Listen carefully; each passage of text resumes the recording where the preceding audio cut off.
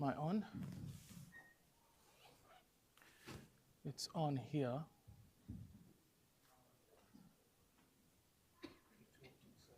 Can you pick me up? Yep, there we go. Good morning, everyone. Good morning, Henry. Bless you. Happy Sabbath.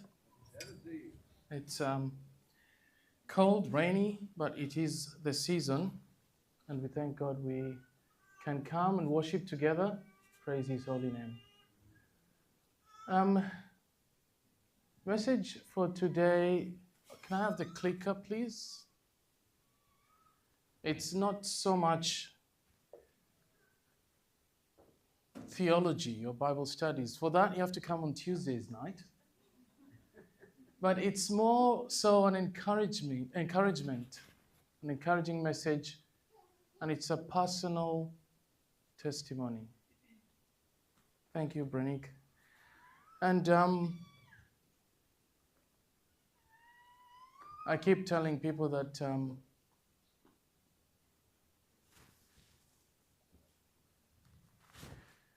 I think we rob God of His glory if we do not share our own personal testimony. That's the only way we can really, truly do the mission that He commissioned.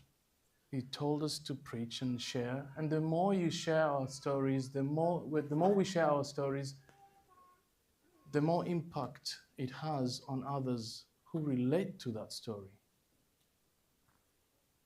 So it's important to share your personal testimony with others. So as you can see there, the topic is the record that changed my life. And underneath I've just written God's sovereignty. God's sovereignty. Now it was the year 2010. I had just been in Australia 2 years. I was young, naive, and caught up in the wrong company. Not that I was doing extremely horrible things, but I could recognize that the company of friends I was with were influencing me in the wrong things. But I went with the flow, and I thought that I knew my limits. So it was one night that my friends were invited time, and I was by myself. So I chose to go to this party, and I drove two of my friends to this in the city. So I was the designated driver. So we arrived at the city around 8 p.m. And at the time, I chose to drink. And even though I drank, I wasn't a heavy drinker, but I still drank alcohol. So we arrived at the club or pub, and I went to the counter, got myself a pint, and enjoyed the night. And the night continued. And I knew that I should not drink as much. Why? Because I was the designated driver. So around 11 p.m., I decided that I wanted to go home. So I tell my friends I'm leaving. And the two of my friends who came with me left. I got into my car and started the journey back home with the two friends in the car as well. So just before I joined the main highway going back home, I could see that a booze bus was set up.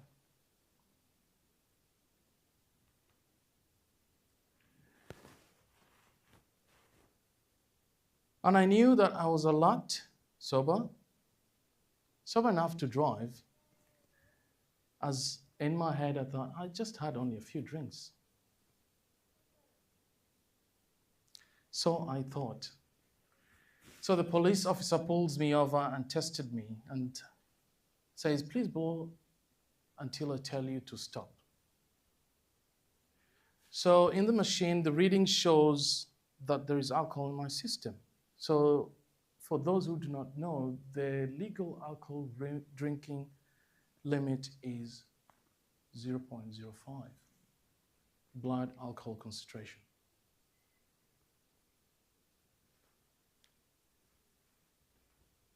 So let's just sidetrack a little. Everybody got where I am? All right. So at that time, I was driving and I had my Kenyan license with me. I'd never had an Australian license. My Kenyan license allowed me to drive legally in Australia. However, I had just started the process of transferring the license to an Australian license.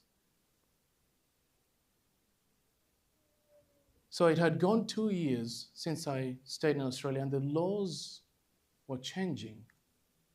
So I needed to quickly convert my license to an Australian license. So before that night, a few weeks back, I had gone to the Department of Transport, did an online assessment, got a learner's permit. All I had to do was to book a driver's test with an instructor and get assessed, then acquire the full driver's license. Simple. Not sure what the process is nowadays, but that was mine at the time. But since I was a student, working 2 jobs while studying, money was a bit scarce. So I thought to myself, I'll do it later when I get some spare change, or if I get some savings going. And in my head, I'm thinking, I have a full license anyway, an international license. I can still drive. Should be right. Little did I know the consequences of those thoughts. So here I was driving home that night, and from memory, I had drunk a pint or a glass or 2 of wine. And so back to the police officer, he asked me, "Good evening, how are you doing? We're just here to do a random test. Please blow until I tell you to stop." Then the officer asks, while the machine is processing, "Have you had anything to drink tonight?" And I was truthful. I said a couple of glasses of wine and a bottle of beer. So the breathalyzer did its thing, where it processes the alcohol concentration. And I was then instructed to put the vehicle aside as alcohol was detected in my system. Now, the process at the time, since alcohol was detected, I had to do another test. And that's why you have the booze bus there. So the process was to go and get in that bus, and then he does test, he prints out a final reading or recording of your blood alcohol concentration. But in the meantime, before doing that, he asks me for my driver's license, of which I gave him the Kenyan one. And he looked at it, went back to his car and checked whether everything was legal, cars registered. And there it was in the system, registered under an Australian learner's license. So he comes back and asks me, "Have you got your Australian license with you?" I said, "Yes, but it is a learner's license, and I'm aware that I should be on 0 blood alcohol while I'm driving." So I then start to, tell the officer that I have my international license, which I'm currently using, and I can drive. So he takes a pause and looks at me and says that you cannot use your Kenyan license, and you're driving illegally. So long as you have started the process of, he was very lovely, by the way, very patient, very patient. So it prints out and indicates that my blood alcohol concentration is 0.025, which they record in the system as a low-range PCA, which is a prescribed concentration of alcohol. And the next thing he tells me is that a court attendance is required. So from then on, my life is a bit shaken. And I remember going to this court, and my assumptions were, it should be right.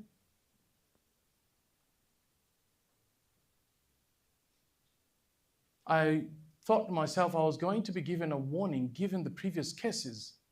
And if you've attended a court, the stories you hear sometimes are a bit shocking. So I was sitting there before my hearing, and I could hear previous cases of drug possessions, repeat offenders, and I could hear them getting dismissed with no record. And I'm thinking, first-time offender, should be right. But the judge, when my time came, looks at me and decides that criminal record needs to be recorded and your license suspended for 3 months. So from then on, things become quite difficult. I needed my license to drive, and here I was suspended, and I needed to work, and I was a student.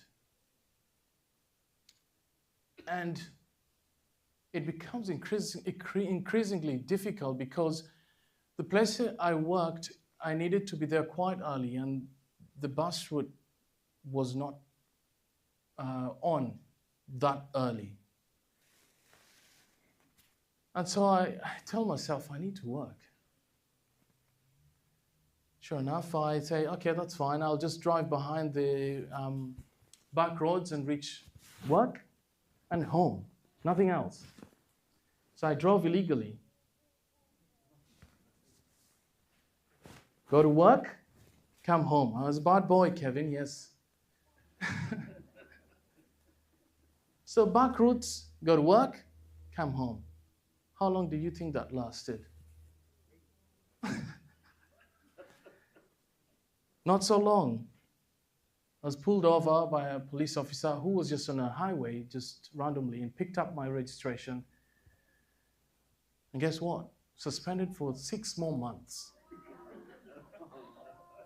So here was the police officer telling me, no, you cannot drive. Suspension, 6 more months. So it's gone from 3 months to 6 more additional months. So 9 months in total. So I'm there thinking, oh my goodness, this is ridiculous. I struggled to commute.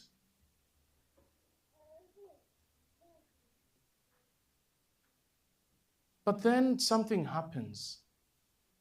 I decide that I really need to change my life. And looking back, I think God was directing my path. At that time, I hadn't met Aisha yet. And so I decided, you know what, I need to change my life. I need to start fresh, think about what I want to do. And since it's becoming difficult to even get an income, I couldn't afford mainstream universities. I decided, you know what, I'm going to change universities to go to a college. And I did apply to Avondale College, which they accepted, and I ended up staying there till I finished my degree. But the reason why I did that, because Avondale College, it was a college at the time, right now it's an Avondale University, it was way much cheaper than going to a mainstream university that is popular. The only problem is that Avondale College, for those of you who know where it is very far from Sydney City. And what do you need to get there? You need a car. And there I was, couldn't drive, but I needed to commute to Avondale, get my classes, come back to Sydney, work, Avondale, come back. Just do my time. That's all I needed to do.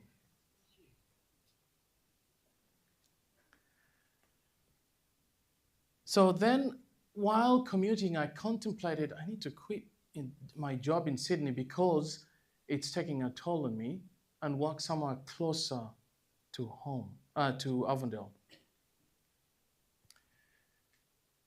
But just before I quit, because where I worked, Aisha was working as well, I start chatting to her and I connect with her. And a month later, less than a month later, I quit that job. But we continued chatting over the phone. And I was selling her my plants. And by the time it was the next year, so soon enough, my time for disqualification had come to an end. Somehow, I managed. But in hindsight, I look back and I think God was leading me in his path that I wasn't aware of at the time. Because he was shaping me and guiding me, but I did not see it that way. So we continued chatting and meeting with Aisha, and she made life a bit more bearable because that's all I looked forward to. Let's chat, what's going on. We connected, met, and my passion slowly started to go back to church and share the word of God with this lovely lady who I've just met. And, we slowly shaped our future. But here's the thing. I finished Avondale College, and my expectation was that I would get a job in God's church. That was my expectation, because anyway, I had changed my life. So God needed to bless me the way I wanted. So I applied at some jobs or different roles within the conference. All the conferences over East, from north to south in New South Wales. But I never got it. It was tough. I had a business degree, which I had no success in applying for any job. Several unsuccessful responses I got because most organizations would run a police check and check that there is a criminal record.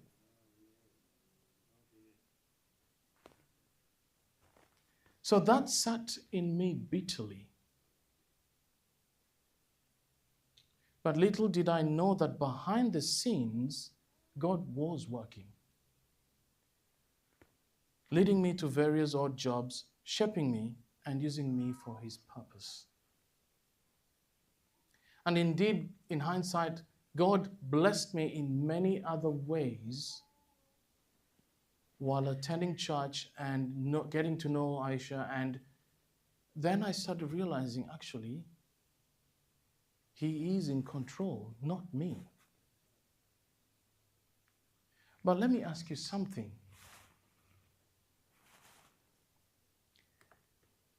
Similarly to my story, have you ever made a plan that completely fell apart? I'm sure you've done. So maybe it was a job opportunity, a relationship, financial goal, or even a ministry dream. And you just see everything crumbling before your eyes. We are a planning people. We like to plan things. We map out our lives, and we schedule our weeks, and we organize our ambitions. And life often reminds us yet that we are not in control. So you'll be here today, maybe you are feeling lost in your own story. The chapters just don't make sense. But I have some good news for you. God is still writing. God is writing, and his purpose will prevail. And here's something you should know. Number one, God is working behind the scenes. In Romans 8:28, it says, "And we know that all things work together for good to those who love God, to those who are called according to his purpose. Now, when you look at that, this is not just a coffee mug verse. It is a lifeline in a storm. Paul doesn't say that all things are good. He says God works in all things, even in betrayal, failure, loss, pain. God works for the good of those who love him. Now think about this man, or this boy. Who is he? Yes, Joseph. Think about his life. Betrayed by his brothers, sold into slavery, falsely imprisoned. And yet in Genesis 50 verse 20, Tony, are you able to read that for me, please? What does he say to his brothers? Genesis 50 verse 20.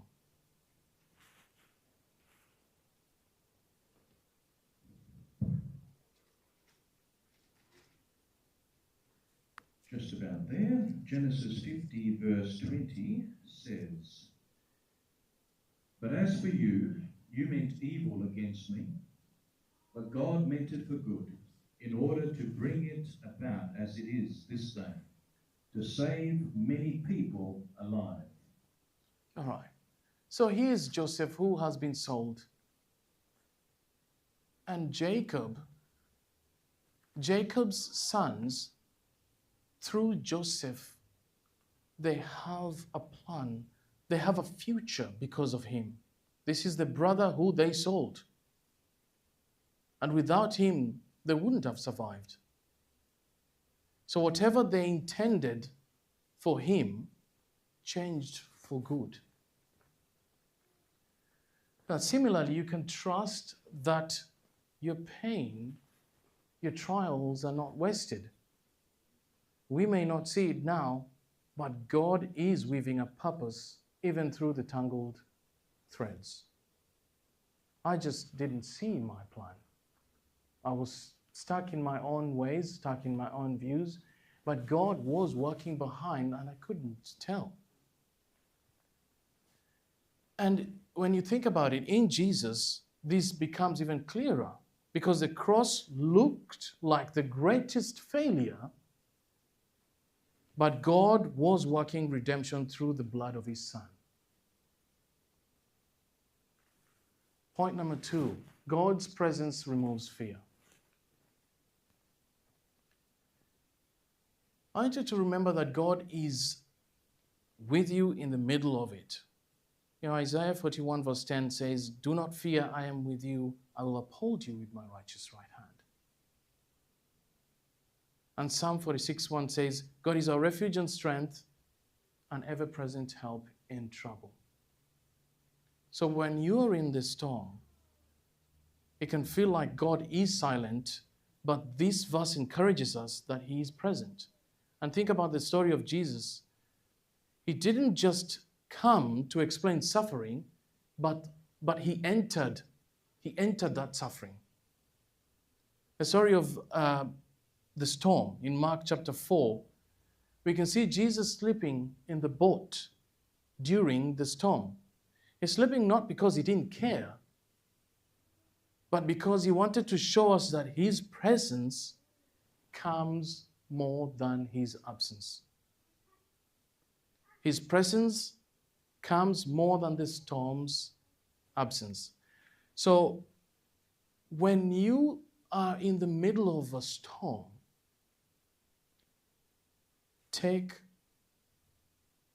remember that God is in there. God is in there with you.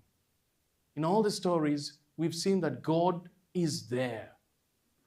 Psalm 23 says, "Even though I walk through the valley of the shadow of death, I will fear no evil, for you are with me."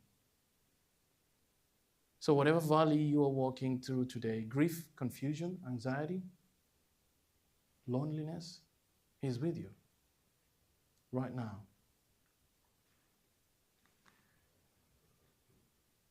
God's plan is greater than yours. Like I said, I had my own plans. You might have your own plans, but you don't see God's plan.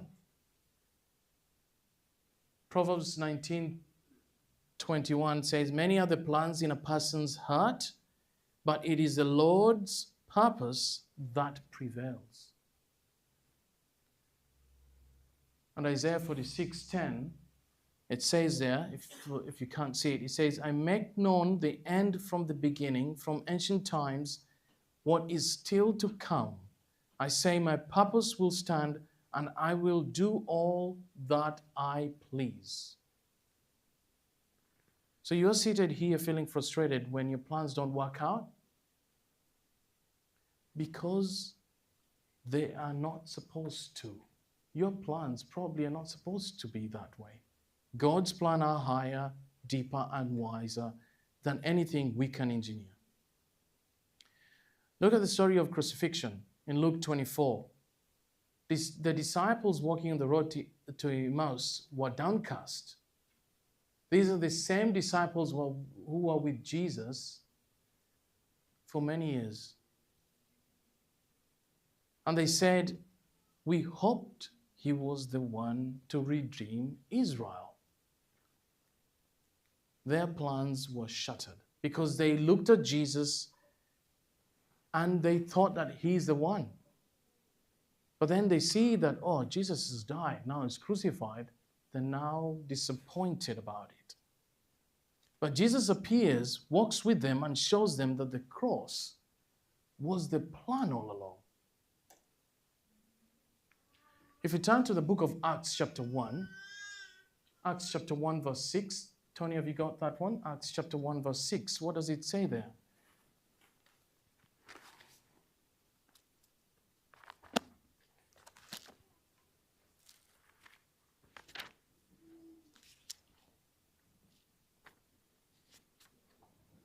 Therefore, when they had come together, they asked him, saying, Lord, will you at this time restore the kingdom to Israel?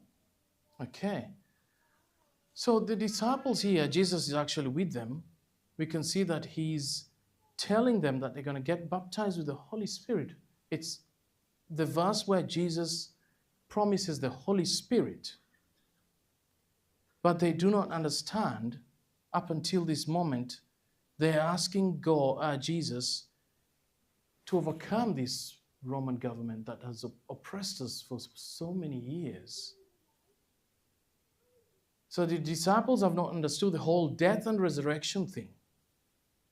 And they want to dictate the timeline for Jesus. At this time, are you going to do something about this? Come on, do something about this. So it's not your plan, it's God's plan. God's plan often comes through what we least expect. So when your plans fall apart, ask God, what are you building instead? Just ask him.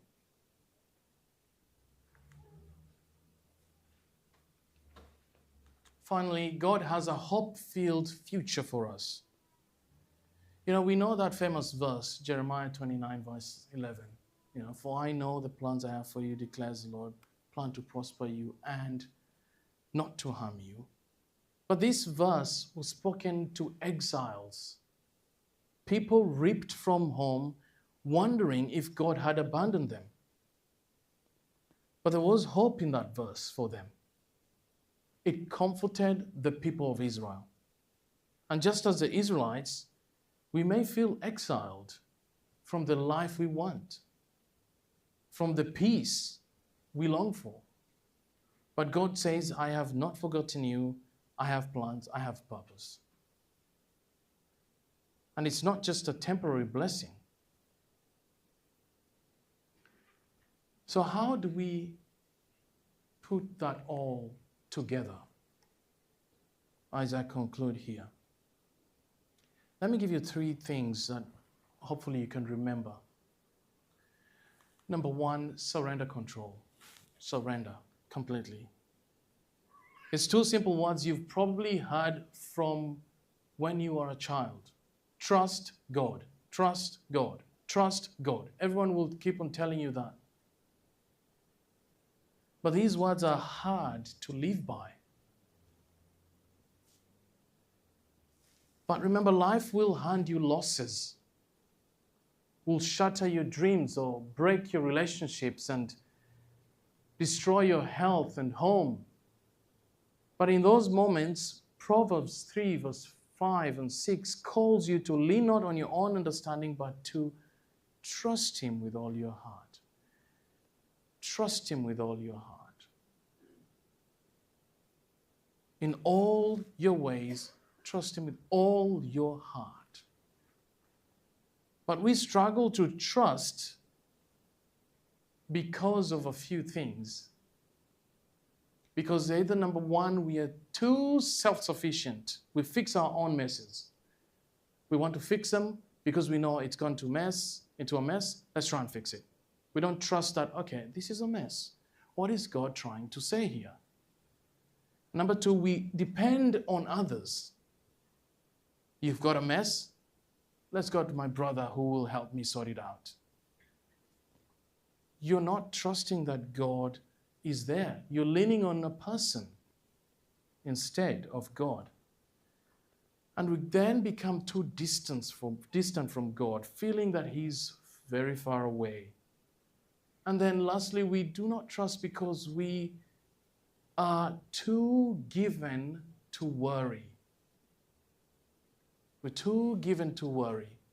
We all the time worry about things, which always outpaces our prayer. So what do we end up doing if we don't trust? There we go. Worry, manipulate, rush ahead, doubt God's promises, or cling to human security.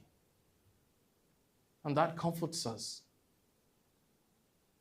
But trust means setting worry aside and resting in Him, deliberately, daily, and in everything.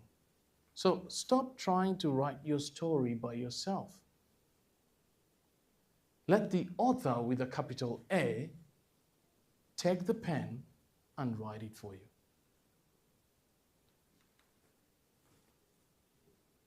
Anchor your faith in God's character. God is sovereign. That's my subtitle for this topic, for this sermon. But He's also good and present. So believe that even when you cannot see His hand, you can still trust Him. If you can't see Him, you can still trust Him. It's faith. Knowing that He's sovereign comforts us in times of trouble. And last, wait with hope. Wait with hope. Isaiah 40 verse 31 says that those who wait upon the Lord will renew their strength.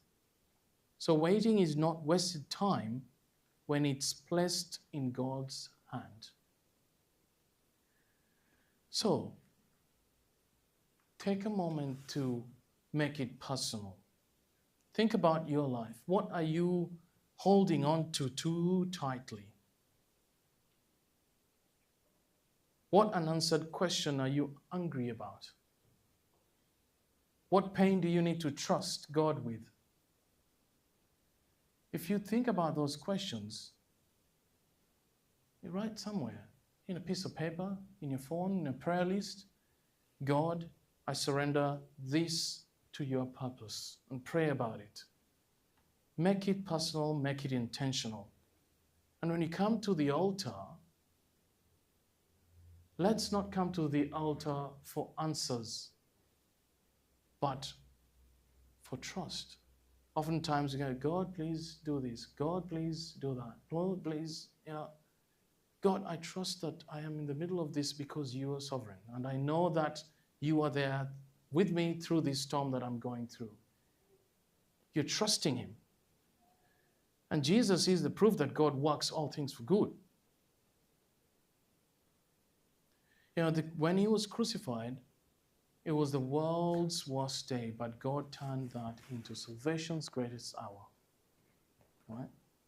Romans 8:32 says, He who did not spare His own Son, but gave him up for us all, how will he not also, along with him, graciously give us all things? So, church, walk in peace today. Know that your life is not random. I thought mine was, but it wasn't. And here I am. Your pain is not pointless. Your Savior is writing your story.